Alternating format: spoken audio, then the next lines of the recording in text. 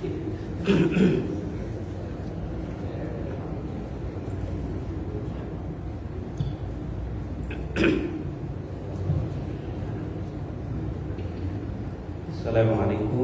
warahmatullahi wabarakatuh.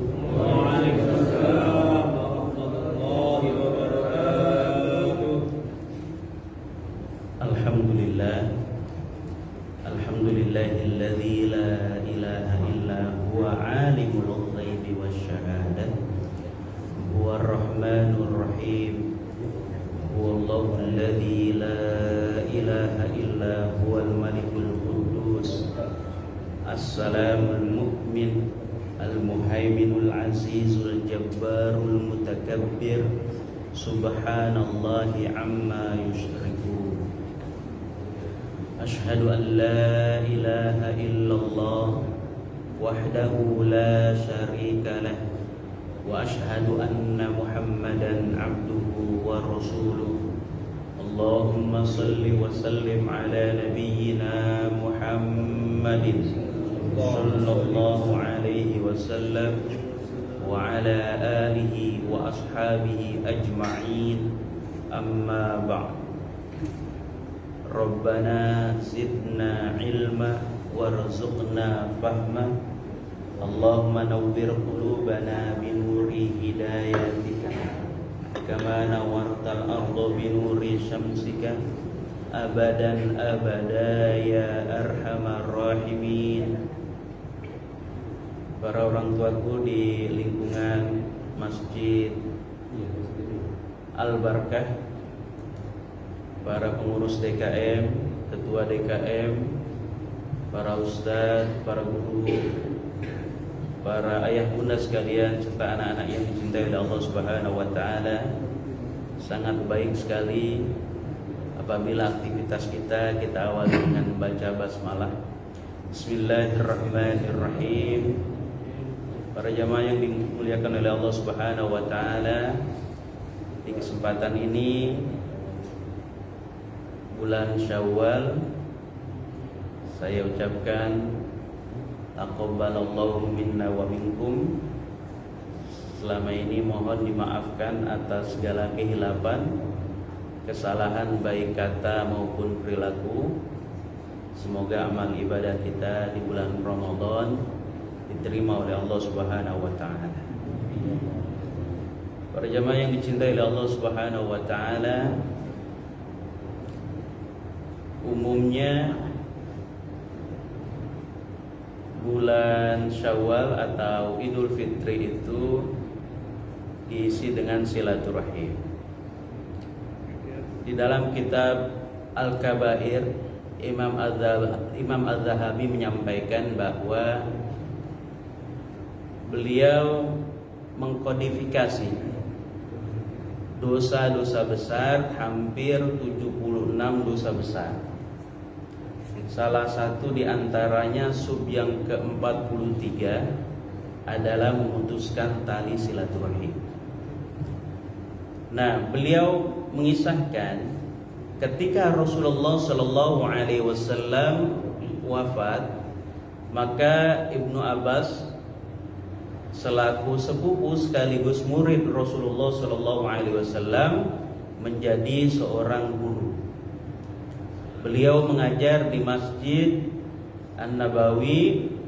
Kemudian dalam satu majelis itu, suatu hari beliau mengadakan taklim. Itu di pertengahan taklim itu datanglah seorang pemuda. Setelah pemuda itu datang, duduk di antara para jamaah yang lain, tiba-tiba Ibnu Abbas radhiyallahu an menghentikan taklimnya. Sejenak beliau terdiam dan kemudian menarik nafas.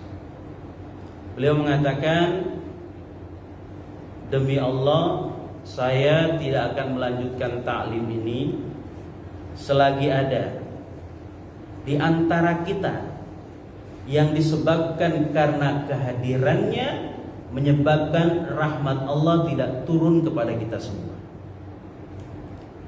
Mendengar ucapan sang guru, para murid saling berpandangan. Kemudian murid yang baru datang tadi merasa bahwa dirinya lah yang dituju. Perlahan dia keluar dari masjid. Kemudian setelah dia keluar dan berada di luar masjid, terdengar taklim dilanjutkan. Maka semakin yakinlah bahwa yang dimaksud oleh sang guru adalah dirinya. Kemudian dia bermuhasabah, dosa apa yang menyebabkan saya menjadi penghalang rahmat Allah tidak turun dalam satu komunitas. Kemudian dia berpikir, oh sepertinya ini. Ternyata disebabkan karena permasalahan keluarga, perselisihan dengan bibinya, menyebabkan tidak bertegur sapa dengan bibinya dan tidak saling mengunjungi hampir 2 tahun. Kemudian setelah dia memahami, bisa jadi ini nih penyebabnya. Kemudian dia menuju rumah bibinya. Setelah sampai di rumah bibinya, dia ketuk pintu rumah bibinya, dia ucapkan salam. Kemudian terdengar jawaban salam dari seorang wanita yang kemudian membuka pintu. Sang bibi melihat keponakannya yang hampir 2 tahun tidak mengunjunginya disebabkan satu permasalahan. Kira-kira bahasa kita apa? Orang lama nggak ketemu dan ada permasalahan. Maka kira-kira bahasanya begini, tumben kamu kesini, mau ngapain, kan gitu ya. Maka keponakannya itu langsung, wahai bibi, maafkan saya atas segala kesalahan saya. Saya bermaksud bersilaturahim. Mohon maaf selama ini atas kehilapan, prasangka buruk dan sebagainya. Sang bibinya pun gembira melihat keponakannya, kemudian meminta maaf. Bibinya pun menyambutnya dengan permohonan maaf pula, juga maafkan bibi dan sebagainya. Akhirnya sang bibi mempersilahkan keponakannya masuk, ngobrol dan bercerita. Kemudian sang bibi menyinggung, apa sebenarnya yang mendasari kamu bisa datang ke sini. Maka keponakannya itu bercerita, tadi saya datang agak terlambat di majelis guru kita. Di pertengahan taklim saya kemudian duduk. Setelah saya duduk, guru kita Ibnu Abbas radhiyallahu an menghentikan taklimnya. Kemudian menghela nafas dan berkata, tidak akan melanjutkan taklimnya selagi ada di antara mereka disebabkan karena kehadirannya menyebabkan rahmat Allah tidak turun kepada kita semua. Kemudian saya merasa bahwa saya yang dituju. Dan setelah saya keluar dari masjid, ternyata taklim dilanjutkan. Setelah itu saya semakin yakin bahwa yang dimaksud guru kita menjadi penghalang rahmat Allah tidak turun dalam satu komunitas adalah diri saya. Kemudian saya bermuhasabah, mengingat-ingat apa dosa yang saya lakukan. Ternyata saya ingat bahwa kita sudah hampir 2 tahun tidak bertegur sapa. Maka saya datang ke sini untuk memohon maaf dan menyambung silaturahim. Oh begitu ya. Ya sudah, kalau begitu engkau cepat-cepat, kata bibinya, kembali ke majelis guru kita. Tolong tanyakan, apakah benar penyebab dari tidak turunnya rahmat Allah Subhanahu wa taala dalam satu komunitas disebabkan karena ada di antara komunitas itu orang yang memutuskan tali silaturahim. Kemudian dia kembali ke majelis gurunya Ibnu Abbas radhiyallahu an. Ternyata taklimnya sudah selesai. Hanya beberapa murid saja setelah taklim ngobrol dengan sang guru Ibnu Abbas. Sang guru Ibnu Abbas ketika melihat dia datang, menolehkan wajahnya. Kemudian dia mengucapkan salam dan langsung berkata, "Wahai guru, alhamdulillah saya sudah berbaikan dengan bibi saya." Kemudian sang guru menoleh ke wajahnya dan tersenyum, "Alhamdulillah." Dan kemudian ada titipan pesan dari bibi saya. "Wahai sang guru, apakah benar yang menyebabkan tidak turunnya rahmat Allah Subhanahu wa taala dalam satu komunitas karena ada di antara beberapa orang atau di antara orang-orang di komunitas itu memutuskan silaturahim?" Maka sang guru mengatakan, benar. Dengan demikian, semoga kita dapat menyambung kembali silaturahim kita, terutama kepada sanak famili kita. Dan semoga semua dalam keadaan sehat, kemudian berkah, dan Allah tambahkan setiap kebaikannya, dan kita semakin dekat kepada Allah Subhanahu wa taala.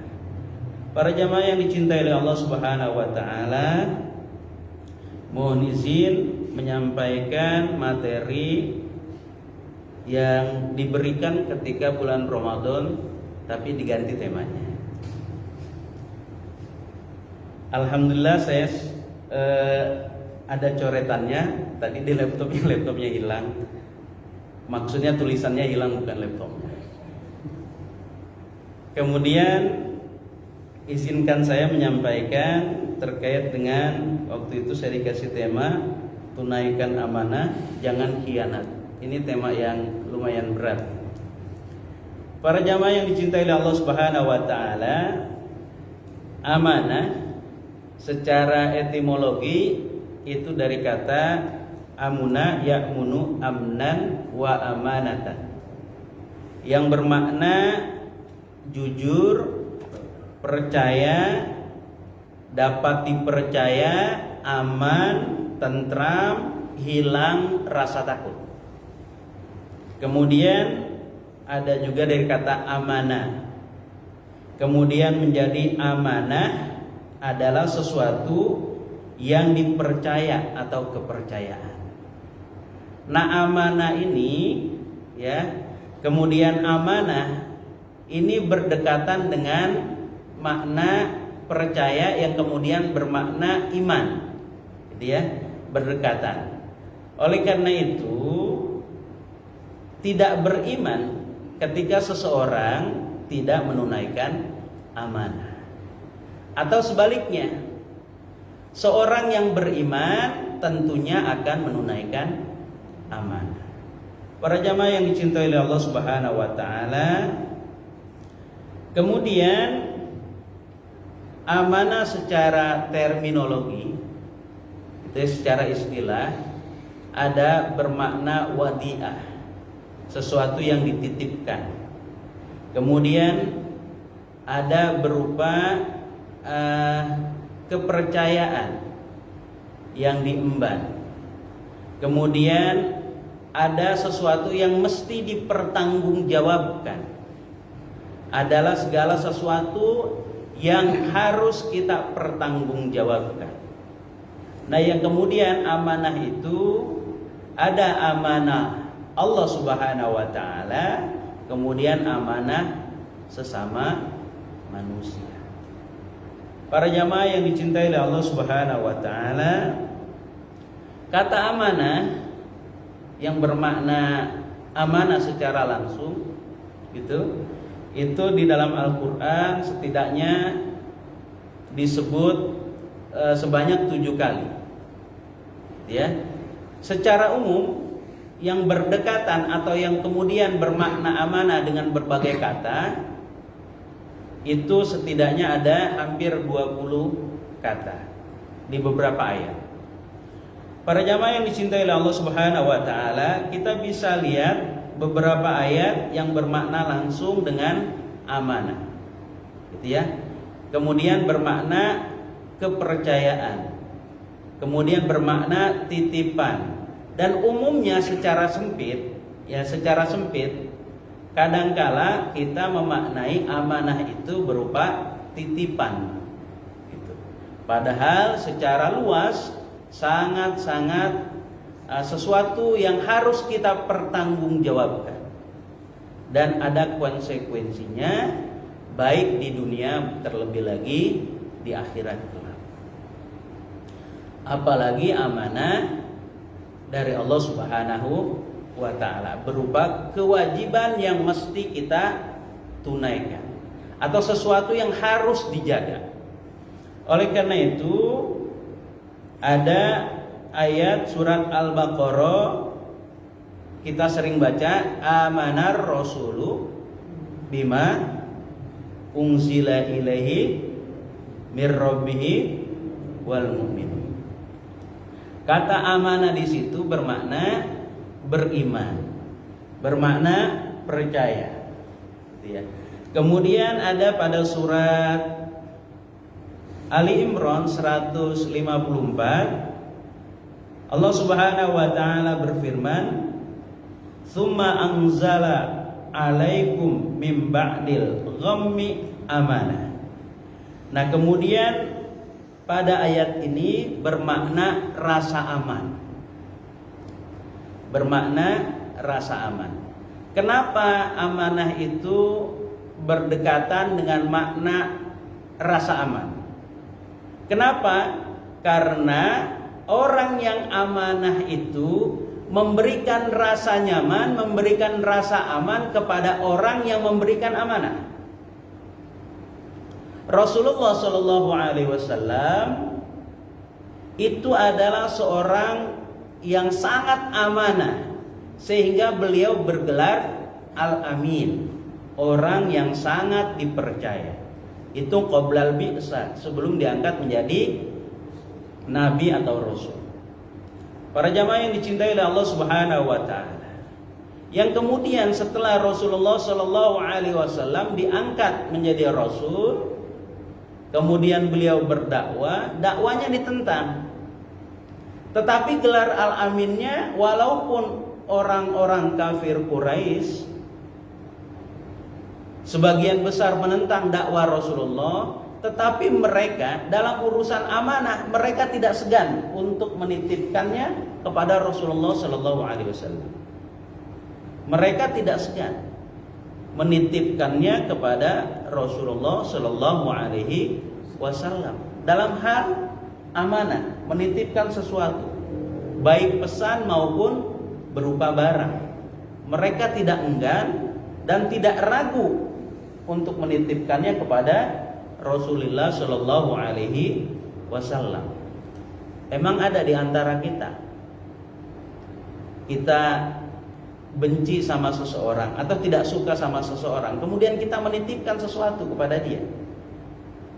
Saya kira kayaknya jarang. Bahkan mungkin tidak ada.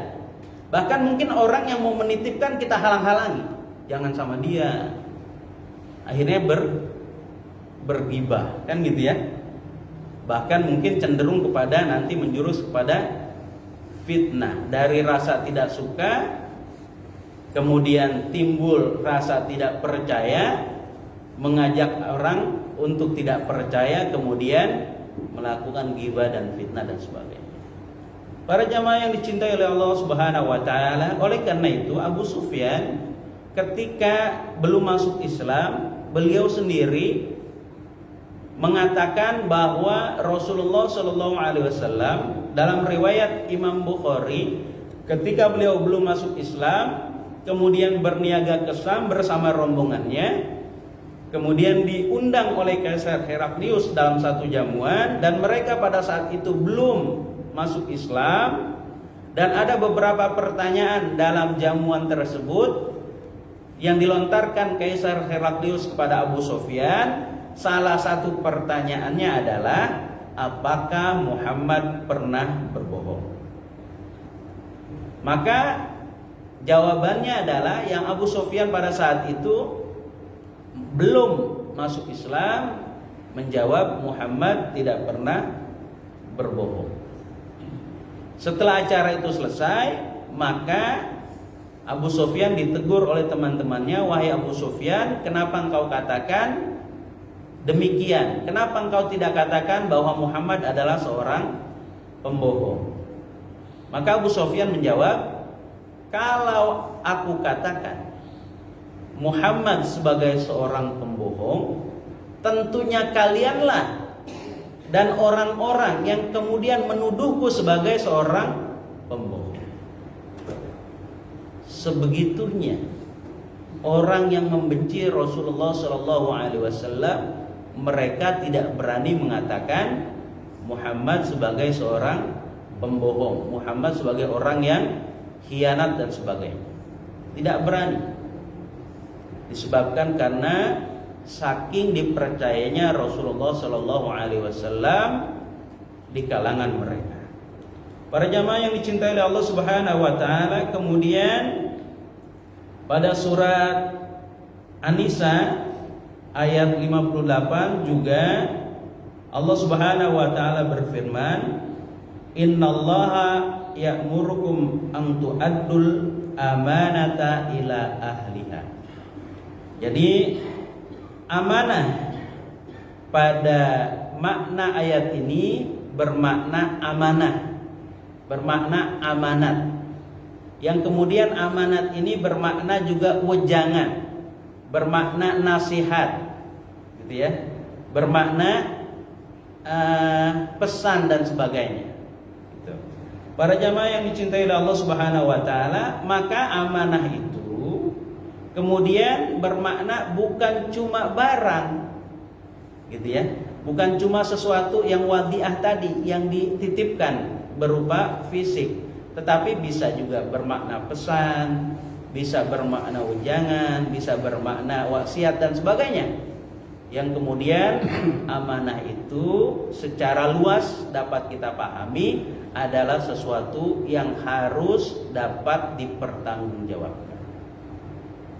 Para jamaah yang dicintai oleh Allah Subhanahu wa taala, kemudian pada surat Al-Anfal ayat 27 Allah Subhanahu wa taala juga berfirman tentang amanah dan jangan khianat.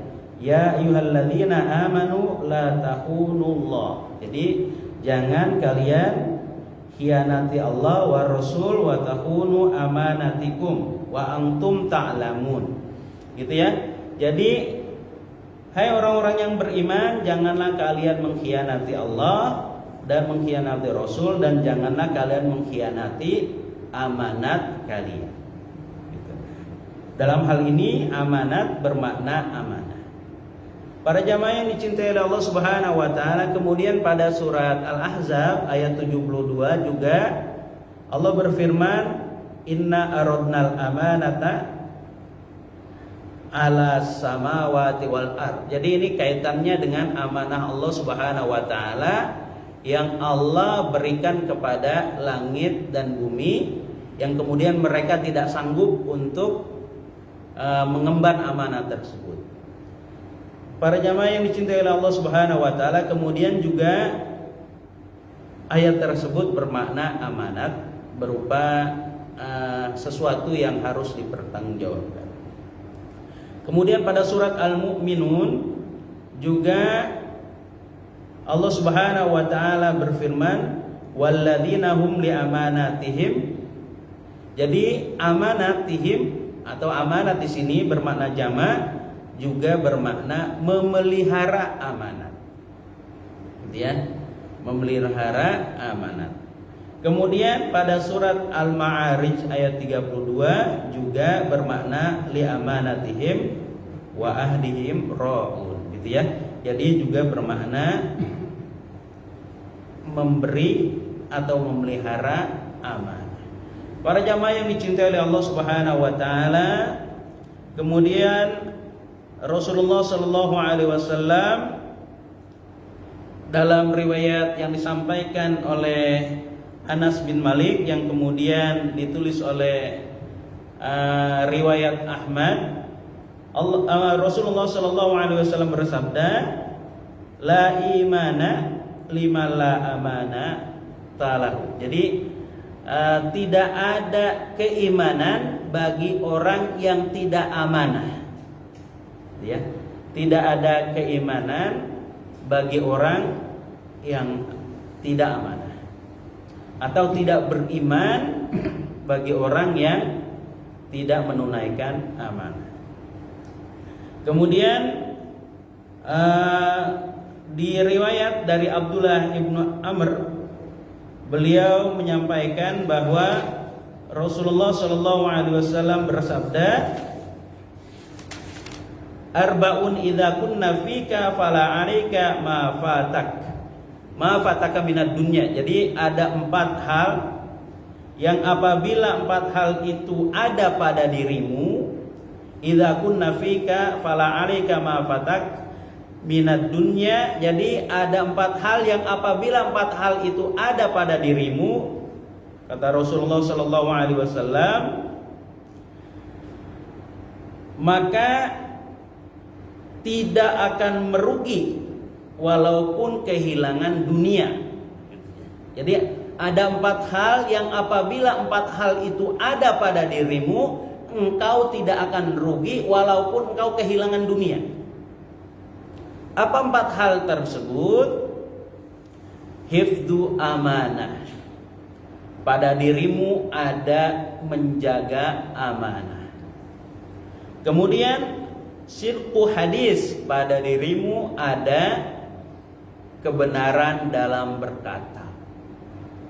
Kemudian wa husnul khuluq, pada dirimu ada bagusnya akhlak. Dan yang terakhir, yang keempat, wa iffatul tu'mah. Jadi pada dirimu ada menjaga diri dari makanan-makanan yang tidak dihalalkan oleh Allah Subhanahu wa taala. Para jamaah yang dicintai oleh Allah Subhanahu wa taala, kemudian bisa kita pahami bahwa amanah, ya, sekali lagi dinamakan bermakna aman karena orang akan merasa aman menitipkan sesuatu kepada orang yang amanah. Kan gitu ya Pak? Kita menitipkan sesuatu pada orang yang amanah, tenang. Tapi kalau kita menitipkan sesuatu pada orang yang memang terkenal atau kita pernah mendapatinya tidak amanah, maka tidak tenang. Maka amanah juga bermakna ketenangan, ketentraman, kesejahteraan. Para jamaah yang dicintai oleh Allah Subhanahu wa taala, sekali lagi, kebanyakan kita memaknai amanah dengan makna yang sempit, yakni hanya sebatas menjaga barang titipan atau wadiah tadi. Kemudian jadi kebanyakan kita memahami menjaga barang titipan dan mengembalikannya sesuai dengan keadaannya, gitu ya, atau tanpa berkurang apa yang dititipkan tersebut, gitu ya. Jadi menitipkan sesuatu, kemudian disampaikan sesuatu tersebut kepada ahlinya tanpa berkurang. Itu umumnya kita memahami demikian. Secara terminologi, sekali lagi saya ulangi, amanah itu setiap yang dibebani atau yang dibebankan oleh Allah Subhanahu wa taala, seperti kewajiban-kewajiban berupa kewajiban agama kepada kita semua atau dari manusia kepada kita. Jadi segala sesuatu kewajiban-kewajiban yang Allah berikan kepada kita itu amanah. Salat amanah, zakat amanah, kemudian puasa amanah, amanah Allah untuk dilaksanakan. Kemudian haji amanah. Pokoknya yang berupa perintah Allah kepada kita semua itu adalah amanah Allah Subhanahu wa taala kepada kita yang wajib kita laksanakan, wajib kita tunaikan, wajib kita lakukan sesuai dengan kehendak Allah Subhanahu wa taala. Kemudian Amanah juga bermakna segala sesuatu yang wajib dipelihara dan ditunaikan kepada yang berhak menerimanya.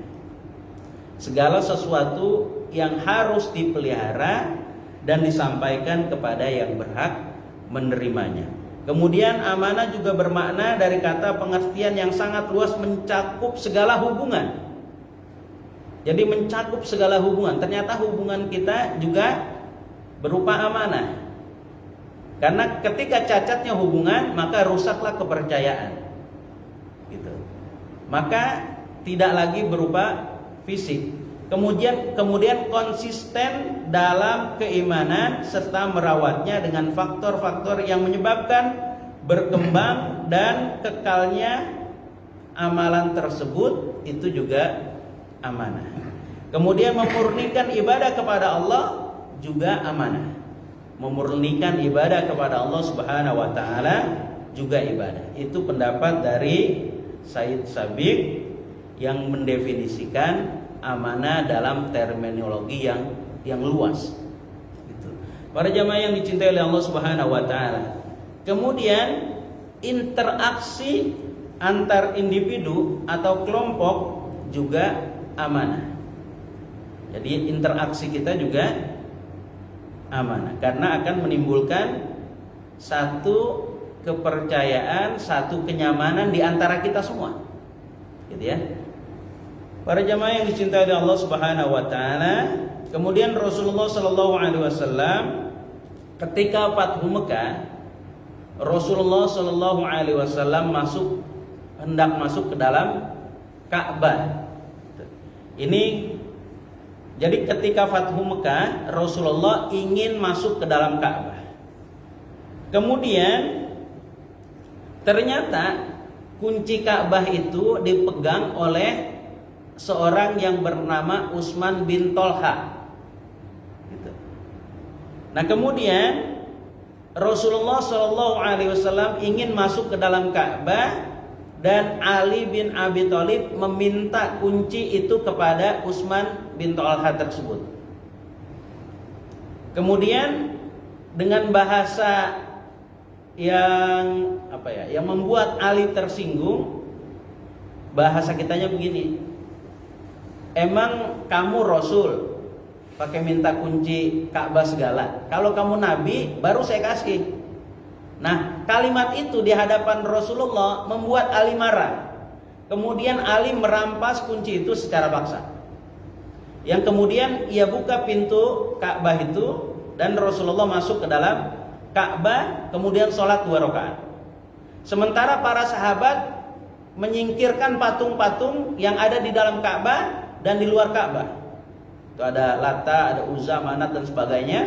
Hampir 300 lebih patung yang ada di sekitaran Ka'bah disingkirkan dan dihancurkan oleh para sahabat, sementara Rasulullah sholat 2 rakaat di dalam Ka'bah.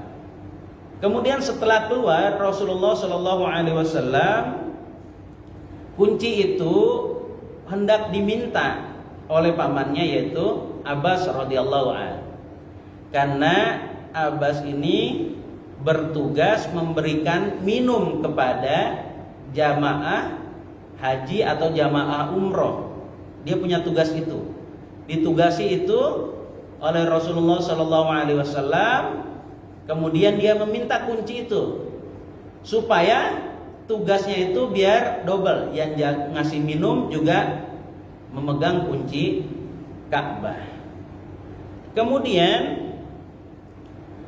Rasulullah SAW dalam kondisi seperti itu, ada Utsman bin Tolha yang merasa dizolimi karena kuncinya diambil oleh Ali bin Abi Thalib. Kemudian pada kondisi seperti itu Allah menurunkan surat An-Nisa ayat 58, Innallaha ya'murukum an tu'addul amanati ila ahliha, gitu ya. Jadi sesungguhnya Allah Subhanahu wa taala, innallaha ya'murukum, sesungguhnya Allah Subhanahu wa taala memerintahkan kalian agar memberikan amanah itu kepada ahlinya. Wa idza hakamtum bainan nas antahkumu bil adli. Jadi apabila kalian memberikan hukum kepada manusia, maka hendaklah berikan hukuman seadil-adilnya. Kemudian innallaha ni'ma ya'idukum bih. Jadi sesungguhnya Allah Subhanahu wa taala sebaik-baik pemberi pelajaran. Innallaha sami'an basir. Sesungguhnya Allah Subhanahu wa taala Maha mendengar dan Maha melihat. Nah, kemudian setelah ayat ini turun, Rasulullah Shallallahu alaihi wasallam segera memerintahkan Ali untuk mengembalikan kunci itu. Kunci Ka'bah kepada Utsman bin Thalha. Nah, kemudian Ali bin Abi Thalib sekaligus meminta maaf atas perilakunya. Kuncinya diberikan, kemudian meminta maaf kepada Utsman bin Thalha. Utsman bin Thalha berkata begini, kamu telah merebut kunci dariku dan kamu telah menyakiti hatiku. Enak saja kamu minta maaf. Gitu. Kira-kira bahasanya begitu. Nah, kemudian Ali bin Abi Thalib menyampaikan, Allah telah menurunkan ayat tentang dirimu. Jadi ayat ini, ayat turun, Allah memberikan firman-Nya kepada Rasulullah Shallallahu alaihi wasallam, ada permasalahan tentang dirimu. Jadi tentang tadi asbabun nuzulnya, Ali merebut kunci Ka'bah dari Utsman bin Thalha secara paksa. Yang kemudian Allah Subhanahu wa taala menurunkan firman surat An-Nisa ayat 58. Nah, setelah mendengar ayat yang dibacakan oleh Ali bin Abi Thalib kepada Utsman bin Thalha itu, Utsman bin Thalha merasa dimuliakan oleh Allah Subhanahu wa taala. Merasa dimuliakan oleh Rasulullah sallallahu alaihi wasallam. Betapa dihargainya dia sebagai seorang pemegang kunci Ka'bah.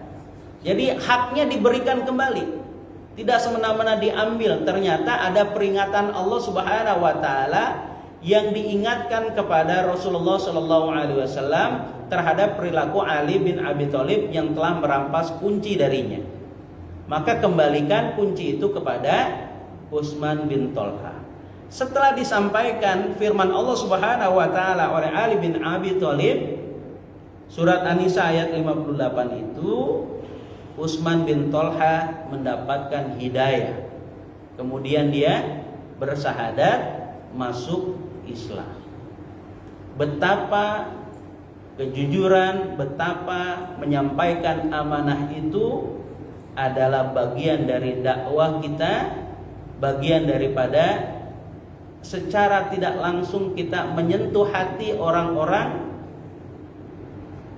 walaupun mereka terluka gitu ya. Rasulullah Shallallahu alaihi wasallam kemudian menjadi asbab hidayah bagi orang-orang baik yang suka maupun tidak suka kepada beliau. Para jamaah yang dicintai oleh Allah Subhanahu wa taala. Kemudian kita juga bisa belajar dari bagaimana amanahnya Hudzaifah dalam menjalankan tugas dari Rasulullah sallallahu alaihi wasallam. Pada perang Ahzab, kota Madinah itu dikepung oleh pasukan Quraisy dan dikepung pula oleh orang-orang yang Yahudi yang mengingkari janji. Jadi ada kesepakatan damai antara orang Yahudi dengan pihak Rasulullah sallallahu alaihi wasallam. Bahkan kesepakatannya itu apabila pihak Yahudi diserang, maka umat Islam membela. Apabila umat Islam diserang, maka Yahudi membela. Ada kesepakatan itu. Ternyata dilanggar oleh pihak Yahudi, yang mereka malah bersekutu dengan orang-orang Quraisy yang belum masuk Islam. Kemudian Rasulullah Shallallahu Alaihi Wasallam menugaskan di malam yang dingin, di malam yang gelap, gitu, menugaskan Hudzaifah. Kemudian Hudzaifah ditugaskan untuk mengintai. Cuma mengintainya apakah pasukan Quraisy itu bertahan dengan kondisi cuaca yang sangat dingin.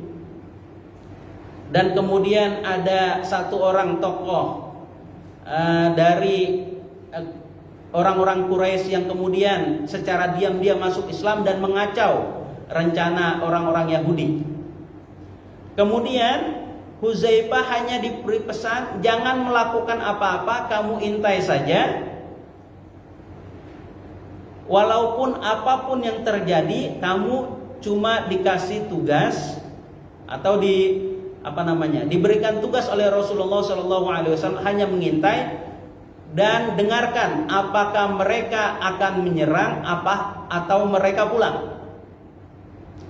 Yang kemudian Hudzaifah menuruni parit di malam yang gelap itu, kemudian bergabung menyelinap ke pasukan Quraisy. Kemudian di depannya itu, di depan Hudzaifah itu tepat Abu Sufyan, pimpinan kafir Quraisy sebagai pembesar yang pada saat itu sangat-sangat berdekatan, dan Hudzaifah memegang anak panah yang siap dibidikan kepada pimpinan Quraisy tersebut. Ada peluang untuk membunuh pimpinan Quraisy pada malam itu, tapi tidak dilakukan oleh Hudzaifah karena pesan Rasulullah, jangan melakukan apa-apa kecuali mencari informasi apakah mereka akan menyerang atau mereka pulang. Kemudian didapati akhirnya mereka memutuskan untuk pulang. Setelah mendapatkan informasi itu, Hudzaifah turun melalui lembah yang dibuat itu dan menemui Rasulullah SAW untuk melaporkan bahwa mereka esok tidak akan menyerang. Begitu amanahnya Hudzaifah, padahal dia memiliki kesempatan yang besar untuk membunuh Abu Sufyan, tetapi tidak dilakukan. Betapa amanah yang dipegang oleh Hudzaifah radhiyallahu an, sehingga sebagian besar rahasia dari umat Islam itu dipegang Hudzaifah pada saat itu. Karena saking dia orang yang bisa memegang amanah dan memegang rahasia. Para jamaah yang dicintai oleh Allah Subhanahu wa taala, kalau Hudzaifah melanggar amanah Rasulullah sallallahu alaihi wasallam, mengikuti hawa nafsunya, membidik Abu Sufyan, maka takdir Allah Subhanahu wa taala yang lain yang akan terjadi. Oleh karena itu, kadangkala kita mengedepankan hawa nafsu dan melanggar hasil kesepakatan musyawarah. Karena kadangkala kita merasa lebih pintar, lebih bagus idenya, padahal ada yang tertinggi. Kalau kita bersama-sama, ada keputusan musyawarah yang harus kita junjung dan harus kita jalankan. Para jamaah yang dicintai oleh Allah Subhanahu wa taala, lawan dari kata amanah kita bisa pahami adalah khianat. Ya, khianat. Rasulullah Shallallahu Alaihi Wasallam menempatkan khianat ini pada sifat karakteristik orang-orang munafik. Dalam hadis yang cukup masyhur yang kita mungkin sudah hafal semua, ayatul munafiki salasu. Indikasi atau karakteristik orang-orang munafik itu setidaknya ada 3. Idza hadasa kadzaba, apabila berkata dia dusta. Wa idza wa'ada akhlafa, apabila dia berjanji mengingkari. Wa idza tumina khana, apabila dia diberikan amanah dia berkhianat. Gitu ya. Para jamaah yang dicintai oleh Allah Subhanahu wa taala. Betapa para sahabat itu takut sekali dengan sifat munafik. Gitu ya. Sehingga Umar radhiyallahu an itu selalu bertanya kepada Hudzaifah. Pertanyaan Umar itu selalu diulang-ulang hampir tiap hari. Hal adanya Rasulullah sallallahu alaihi wasallam minal munafiqin? Wahai Hudzaifah, apakah Rasulullah sallallahu alaihi wasallam mengelompokkan saya dalam kelompok orang-orang yang munafik? Selalu bertanya demikian Umar bin Khattab radhiyallahu anhu. Padahal beliau adalah yang tidak diragukan oleh Rasulullah sallallahu alaihi wasallam keimanannya, yang tidak diragukan oleh para sahabat-sahabat yang lain, bahkan menjadi contoh bagi para sahabat-sahabat lain dalam bersemangat berjuang bersama Rasulullah sallallahu alaihi wasallam. Tetapi beliau selalu bertanya kepada Hudzaifah, hal adaniya Rasulullah sallallahu alaihi wasallam minal munafiqin? Wahai Hudzaifah, apakah Rasulullah sallallahu alaihi wasallam menyebut saya dalam kelompok orang yang munafik? Kalau Umar bin Khattab radhiyallahu an bertanya demikian kepada Hudzaifah, dan Hudzaifah itu selalu dan mendapatkan informasi dari Rasulullah sallallahu alaihi wasallam.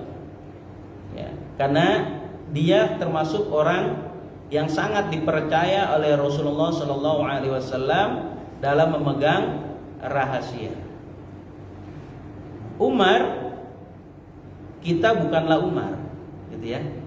Kita bukanlah Umar, kita bukanlah sahabat. Tidaklah sepatutnya kita senantiasa bermuhasabah, mengatakan jangan-jangan diri kita menjadi bagian dari kelompok orang munafik.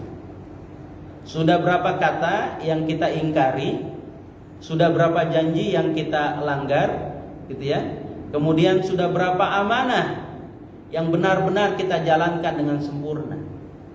Atau justru sebaliknya, amanah Allah Subhanahu wa taala sendiri kadang kita abaikan dengan begitu saja.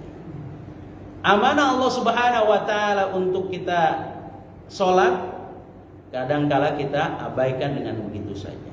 Amanah Allah Subhanahu wa taala untuk kita berpuasa, kadang kita berpuasanya tidak sesuai dengan harapan menjadi orang yang bertakwa.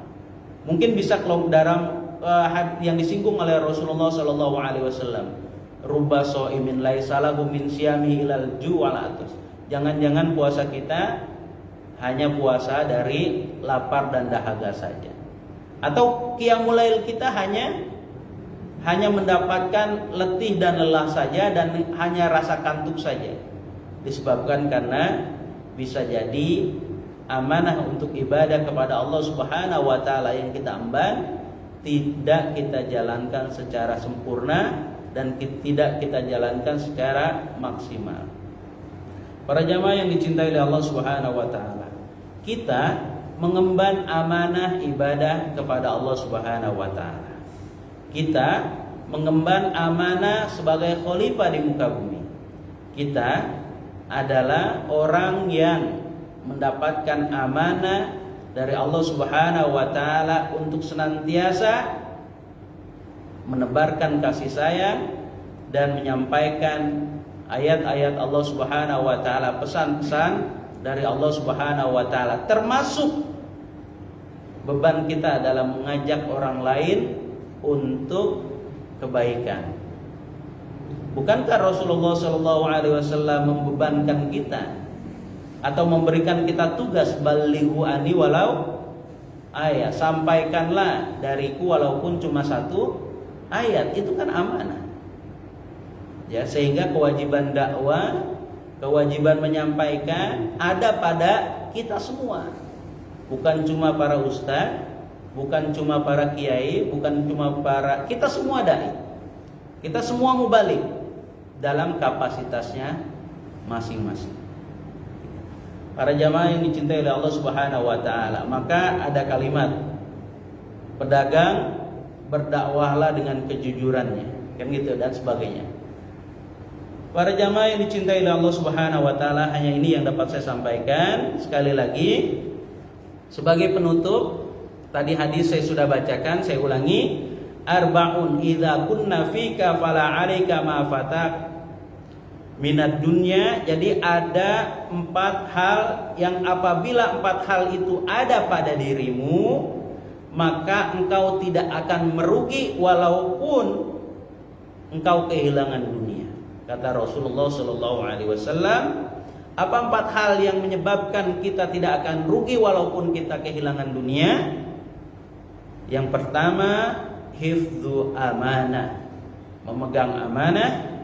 Yang kedua, sidqu hadis, berkata jujur, wa husnul khuluq, kemudian berakhlak mulia. Dan yang keempat adalah wa'ifatu tu'mah, menjaga diri dari makanan-makanan yang mendatangkan murka Allah Subhanahu wa taala. Hanya ini yang dapat saya sampaikan. Semoga ada jamaah atau para guru yang bisa menambahkan. Terima kasih banyak. Cukup?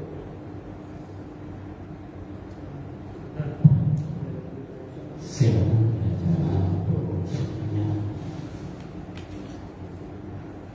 Ya, saya ingin bertanya masalah amanah. Mana yang lebih dahulu amanah yang harus kita laksanakan apabila amanah itu datang dari Allah dan datang dari Rasulullah. Sebagaimana telah terjadi di zaman Rasulullah, tatkala Rasulullah memberikan amanah di suatu keadaan atau salah satu dalam arti tatkala Rasulullah menyuruh sahabat untuk datang ke suatu tempat, sehingga sebagian sahabat ada yang mementingkan perintah dari amanah dari Rasulullah. Di sisi lain ada sahabat yang mementingkan amanah dari Allah Subhanahu wa taala.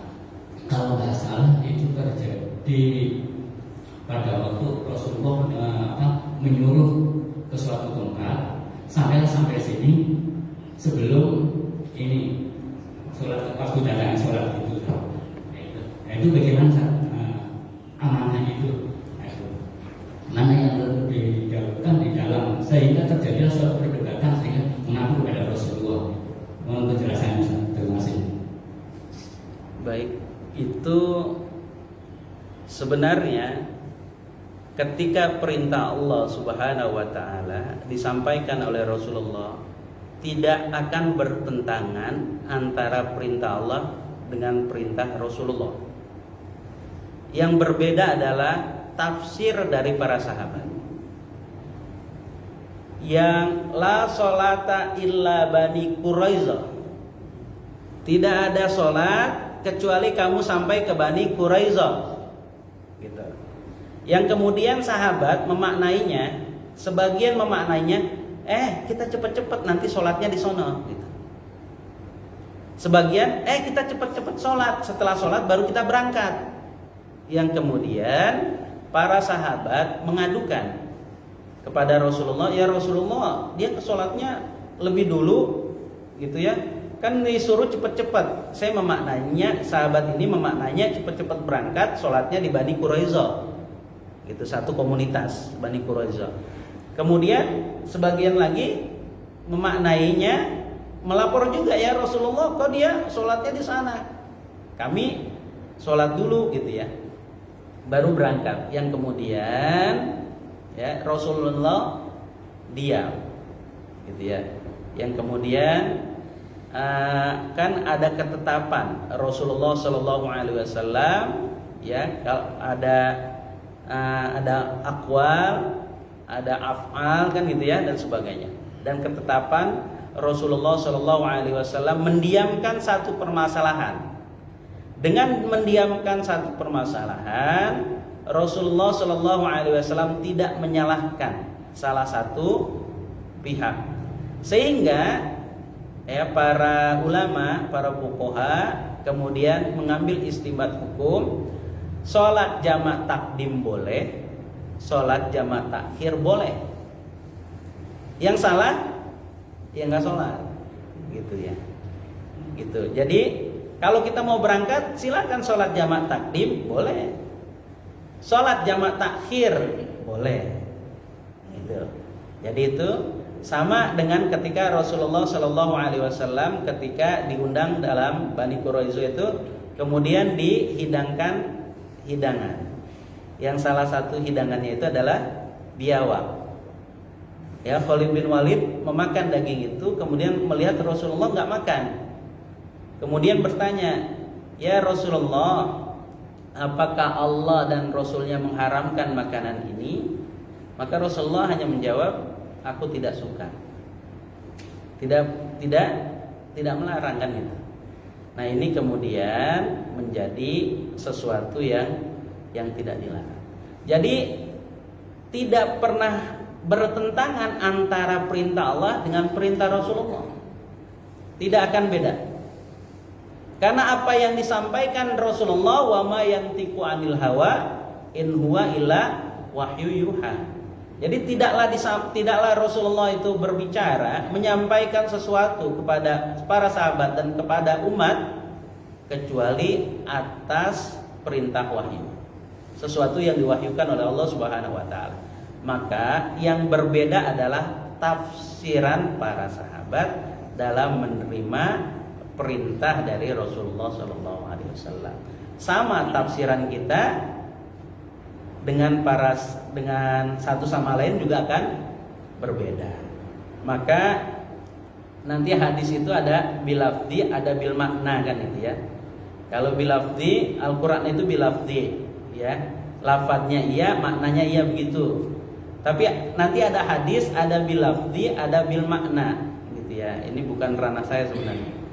Gitu ya.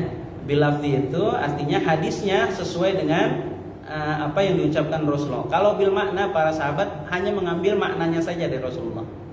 Seperti bapak punya anak dua, kakaknya satu, kakak dan adik gitu ya. Kakak beradik gitu ya.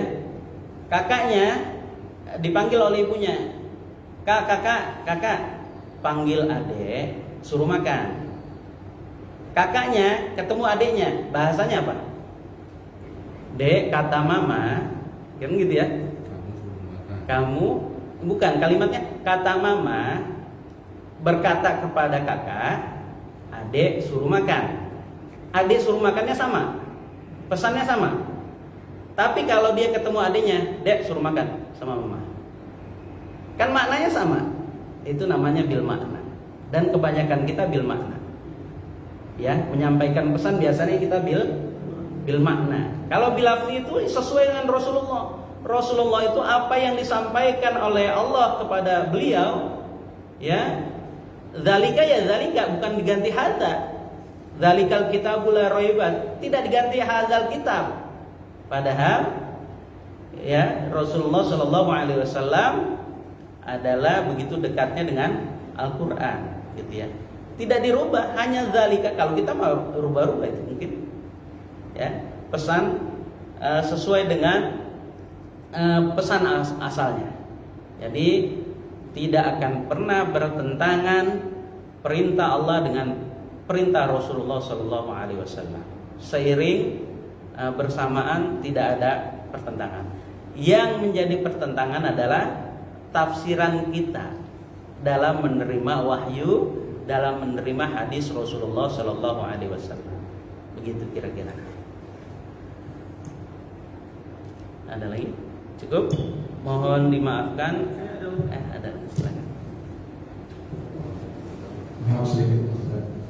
Assalamualaikum warahmatullahi wabarakatuh. Waalaikumsalam warahmatullahi wabarakatuh.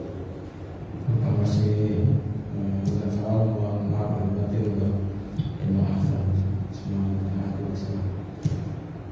Jadi Ustaz, sebagai amanah terhadap istri atau anak istri di sini misalnya ya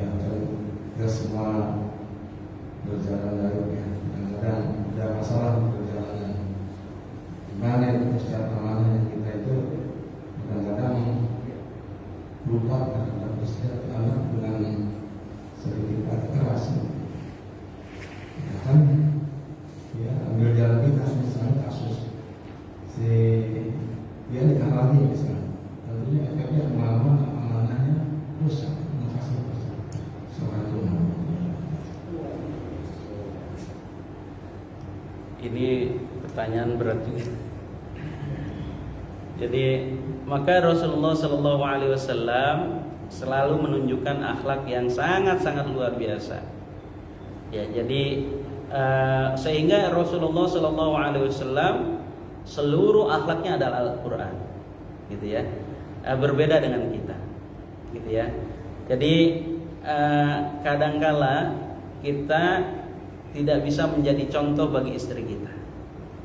Kadangkala sering kita tidak bisa menjadi contoh kepada anak-anak kita, gitu ya.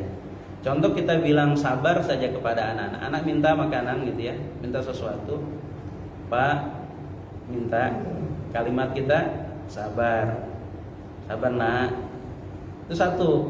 Yang kedua, Pak, ayo sabar nak, kan gitu ya. Yang ketiga,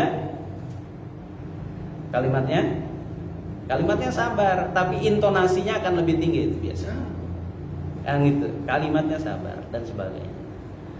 Jadi amanah istri adalah amanah, anak adalah amanah.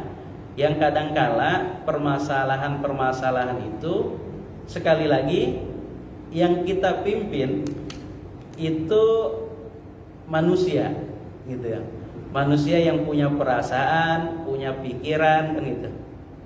Yang kadangkala kita juga tidak bisa menahan hawa nafsu untuk tidak marah, tidak bisa menahan hawa nafsu untuk tidak menggerakkan anggota tubuh, gitu ya, untuk memarahi dan sebagainya. Dan disitulah maka Rasulullah Shallallahu Alaihi Wasallam memberikan batasan ketika engkau marah, gitu ya. Maka Rasulullah Shallallahu Alaihi Wasallam la taghdab walakal jannah, jangan marah maka bagimu surga. Ada batasannya. Kemudian jika engkau marah dalam kondisi berdiri maka duduklah, kan gitu. Jika masih marah juga tidak terkendalikan maka tidurlah, kan gitu. Dan sebagainya dan sebagainya. Yang kemudian sekaligus sebenarnya memang ini pertanyaan yang sangat berat bagi kita semua. Istri adalah tanggung jawab kita di dunia dan di akhirat. Kita semaksimal mungkin mendidik sesuai dengan kapasitas kita, ya. Jadi sesuai dengan kapasitas kita sudah mengarahkan, membimbing dan sebagainya. Cuma memang mungkin dalam sudut pandang istri sendiri kadang berbeda dengan keinginan kita. Yang jelas sekali lagi kita sudah memberikan nasihat, sudah mengarahkan dan sebagainya. Gitu. Dan tanggung jawab kita terus, jangan berhenti, gitu. Apalagi cari jalan pintas, nikah lagi. Kalau memang sudah sepakat ya nggak apa-apa, kan, gitu ya. Jalan pintas kan Pak. Jalan pintas kan. Ya, sepakatnya itu yang susah. Sepakat untuk tidak sepakat, kan. Nah gitu. Jadi disitulah ya, kalau memang permasalahannya untuk beralihnya itu disebabkan karena tadi berpindahnya itu kan berawal dari kemarahan, ya kan, kemarahan, dan sesuatu berupa kemarahan baiknya dihindari, kan gitu ya. Istilahnya sebenarnya kita adalah mu'alim, posisi kita nih sebagai kepala rumah tangga adalah mu'alim, orang yang mengajar, murabbi, orang yang membimbing, kan gitu ya, mu'adib, orang yang mengajarkan adab, gitu ya, dan sebagainya, ya, termasuk musyrib, mursyid, itu gelar kita sebenarnya. Untuk siapa? Untuk istri dan anak-anak kita. Cuma kadang-kadang gelar itu tidak kita pakai. Kita lebih dipandang oleh anak-anak kita sebagai seorang pemarah, bukan penyayang. Seorang yang yang emosional, bukan seorang penyabar dan sebagainya. Maka mari kita bermuhasabah. Saya menasihati diri saya sendiri. Mari kita bermuhasabah dan berdoa kepada Allah Subhanahu wa taala, karena itu istri kita. Jadi kalau kita ukur istri Nabi saja, gitu ya, ada yang durhaka kepada Nabi. Bagaimana Nabi Lut tidak dihianati oleh istrinya? Kan gitu ya, dia Nabi. Atau bagaimana Nabi Nuh alaihissalam, beliau itu dapat gelar ulul azmi, tetapi anaknya, itu masalah hidayah sebenarnya. Yang jelasnya adalah kita sudah berusaha mendoakan mereka, gitu ya. Bagaimana kalau ada pertanyaan, ya, sebenarnya orang tua itu mendoakan anaknya kapan sebenarnya? Kan gitu ya. Kapan sebenarnya orang tua itu mendoakan anaknya? Ya sebanyak-banyaknya sebenarnya. Saya kira orang tua yang mendoakan anaknya setelah sholat saja itu masih sedikit. Dalam artian kuantitasnya begitu sedikit itu. Berarti hanya 5 kali dalam sehari semalam. Kan gitu. Kita kan bisa sambil duduk, Robbi habli minas sholihin, ya kan gitu. Rabbana hablana min azwajina wa dzurriyyatina qurrata a'yun waj'alna lil muttaqina imama. Bisa sambil duduk seperti itu. Doa untuk anak istri kita bisa kita jadikan untuk zikir. Bisa sambil jalan, bisa sambil nyetir dan sebagainya. Kalau memang kita mengharapkan demikian. Gitu. Sebagaimana ketika orang tua menginginkan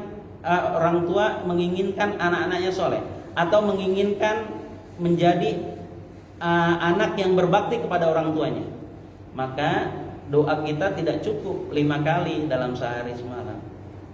Maka gunakanlah waktu-waktu yang luang daripada kita berbicara sesuatu yang tidak penting. Gunakanlah sambil jalan itu paling tidak Robbi firli wali walidayya.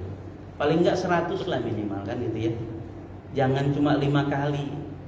Saya kira seorang anak yang mendoakan orang tuanya hanya 5 kali kayaknya kurang. Kayaknya perasaan saya kurang. Begitu juga orang tua yang mendoakan anaknya cuma setelah waktu sholat saja, kayaknya kurang. Perlu waktu khusus untuk diceritakan gitu ya. Maka Imam As-Suyuti ketika berkeluh kesah tentang anaknya kepada gurunya, waduh anak saya ini sulit untuk dididik untuk sholat, kemudian susah banget diajak disuruh ngaji, saya marahin juga enggak. Maka gurunya itu menasehatinya, bertanya kepada Imam As-Suyuti, anakmu itu milik siapa? Milik Allah. Ya kalau milik Allah, coba kamu adukan anakmu kepada Allah. Maka Imam As-Suyuti setiap sholatnya dia tambah waktu malamnya, dia khususkan untuk anaknya. Dia tambah waktu siangnya untuk mendoakan anaknya, di samping memperhatikan kasih sayang dan sebagainya. Sehingga ketika dia berkunjung lagi kepada gurunya bertanya, bagaimana anakmu itu? Alhamdulillah anak saya sekarang sholatnya tidak mesti saya suruh. Jadi luangkan waktu lebih banyak lagi kita curhat kepada Allah, adukan istri kita, adukan anak kita. Saya kira begitu. Walaupun saya belum mampu untuk melakukan itu, kan gitu ya. Bukan berarti saya sudah hebat, sudah bisa melakukan itu. Itu hanya teori yang saya berikan gitu. Kalau bisa, mudah-mudahan bisa dipakai. Hanya itu saja. Mohon maaf atas segala kehilapan dan kekurangan. Al-haqqu min rabbina fala takunanna minal mumtarin. Wallahu muwaffiq ila aqwamit thoriq. Subhanakallahumma wa bihamdika asyhadu an la ilaha illa anta astaghfiruka wa atubu ilaik. Assalamualaikum warahmatullahi wabarakatuh.